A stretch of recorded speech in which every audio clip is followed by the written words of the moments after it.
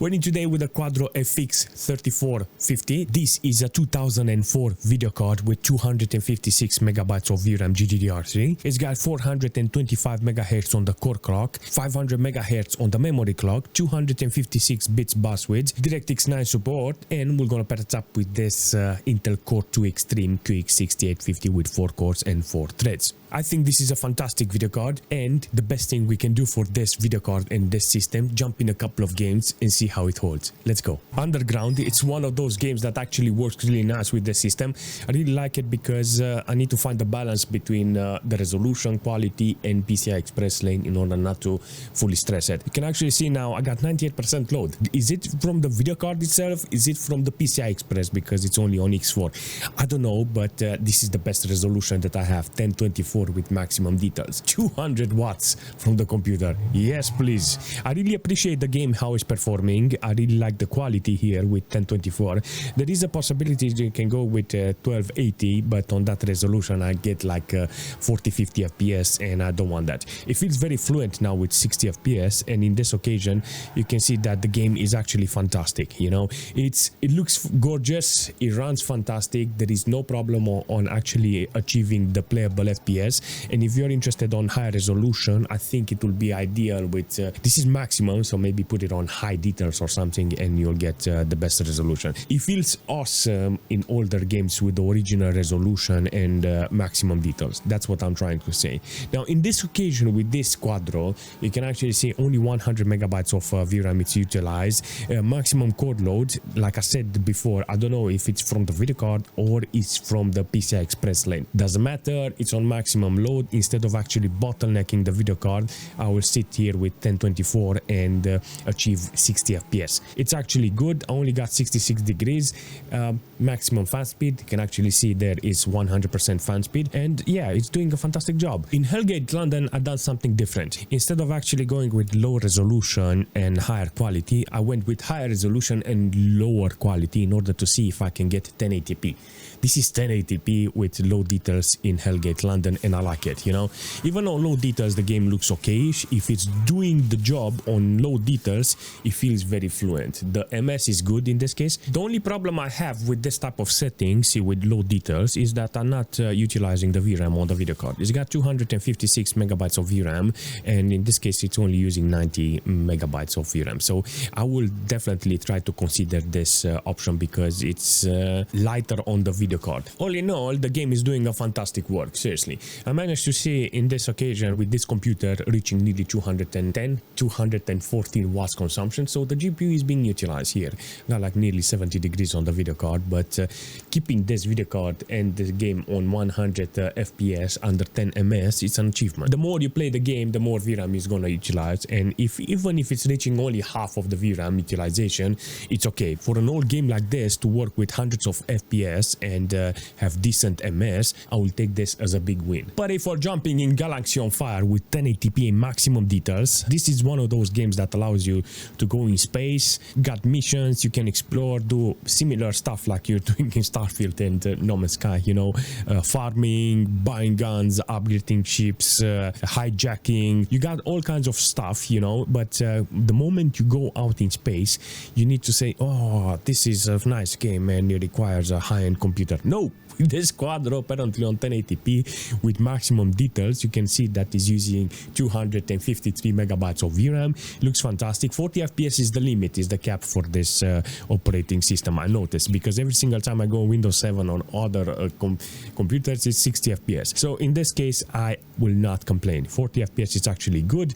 I got 80-90% load on the core of the video card. That's actually fantastic, but the VRAM and the core are nearly at maximum, and I like it. It's utilizing the video card in the system properly, and it looks gorgeous. Seriously, it looks fantastic. To actually see a game like this and see how it's running, it's magnificent. But if we're jumping in Doom with maximum details on 1280, I think this is a fantastic performance because it's reaching 60 FPS with this video card, and you can actually see 34% load on the video card's core. But because this is the bottleneck in this situation, 256 megabytes of VRAM. It looks fantastic. It looks exactly how I was imagining it, but I don't have a lot of wattage consumption resolution from this computer. It looks decent, the quality is good, is there. There is no problem on actually playing the game with a video card like this, with a system like this. 1.2 gig of system RAM being utilized. That's actually good from the computer, but only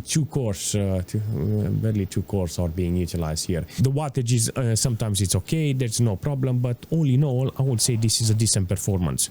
There is no problem on actually utilizing this computer. Does it run Crysis? I'm on 1024 on the resolution with low quality. You can see that in this situation I can barely have 30 FPS. It's over 200 watts consumption on the computer side. The CPU is being utilized. It's reaching nearly 70 degrees on the CPU. 1.4 gig of system RAM being utilized, and in this situation with a video card I got only 140 megabytes of VRAM utilized. I put everything on 800 by 600 with low details. I got 37 FPS on average, 36. So in this situation, I think the bottleneck comes from PCI Express.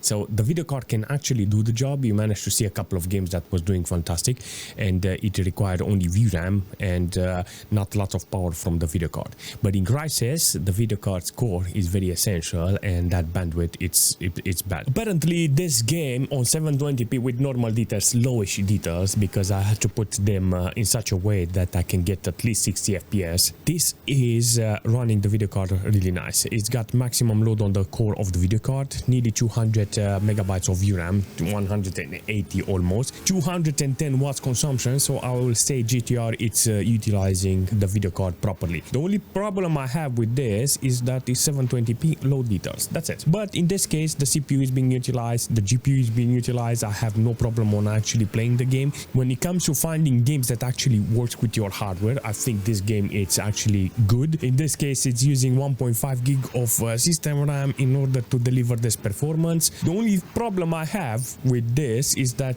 I'm afraid of actually putting a Core 2 Duo now, because in some cases you see that whenever I play some games like this, the CPU is being utilized. It's doing a fantastic job and allows me to play with the video card like this properly. 720p normal details, but it gives me between 60 and 80 90 FPS on average. Good MS because it's under 20, and sometimes it's dropping below 10, but overall it's doing a fantastic job. This is gonna be very interesting because I got 1024 on the resolution in this game with maximum details. I mean, you need to understand sometimes the resolution is not compatible with your monitor, your capture card, and there's a couple of resolution that works really nice, but in some cases you say, you know what, 1024 it's an ideal retro resolution in order to get the best out of my hardware. So ideal would be to put more resolution, but if this game was designed for CRT monitor, then you'll have problems with a capture card like this or a monitor that is not compatible with that resolution, and stretching it and modifying it, it's not okay. 1024 it's a very middle ground in between that retro and my capture card. All kinds of stuff that makes this game fantastic. The moment I play this game with hundreds of FPS and I get 190 watt consumption, I will say, you know what, I should put 60 FPS as a limit, VSync, and distress the whole computer. So when it comes to FPS, I think this is one of those games that works really nice on a video card like this. It runs really nice on a system like this. You can actually see the system is not being utilized properly, only one core in this case, and it's doing fantastic. In a game like this with a CPU like this, it's not okay. It's worthless, you know. This CPU is not utilized at maximum. Got hundreds of FPS, under 10 ms with this video card, under 60 degrees on the video card. That's actually fantastic. 72% load on the core of the video card, and only 113 megabytes of VRAM utilization. This is one of those games that needs to be put on your list in order for you to enjoy an old video card like this. So if you're interested on high FPS, there is options. If you're interested on quality, there is definitely an option for you to put the game in such a good way that it's got quality. The only downside here was that PCI Express. There is no question. If I want to play similar games like this, there's a load of games that doesn't require this amount of power this video card has got. There's a high chance majority of the games that I would like to play, they will never use this video card at maximum. They will never use the CPU at maximum. Majority of the games I like low resolution and very steady gameplay. For me, it would be more important to reduce the consumption to nearly 100 watts. That's it. If I can do that, then I will know that I can play the games without consuming a lot of electricity. I think in the future this video card is gonna go in my Windows 7 machine, and it will be a different type of test, because there I will see the maximum performance this video card can offer. It will be different, I don't know. I think it will be a very small difference when it comes to performance. That's it. 2004, you understand? 20 years old video card, and is still running today. This is a testimony on the quality for this video card. An NVIDIA Quadro FX that is 20 years old and is still running games. This is a big W for this video card. Regardless, I like the video card's performance and how it managed to hold up today in a couple of games. I like the system, how it managed to hold up.